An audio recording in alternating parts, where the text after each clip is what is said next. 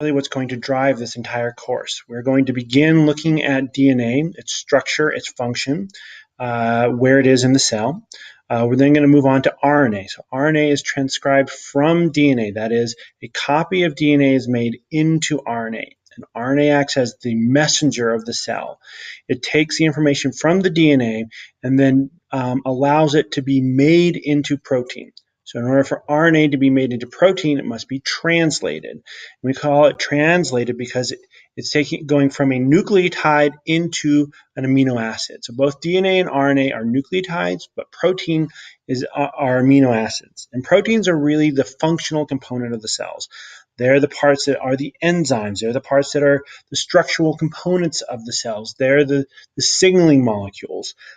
Everything that you think of almost everything that the cell does, the function of the cell, is done by proteins. So that's the core of the central dogma. The other side is that DNA needs to be replicated. When your cells divide, you need to replicate your DNA.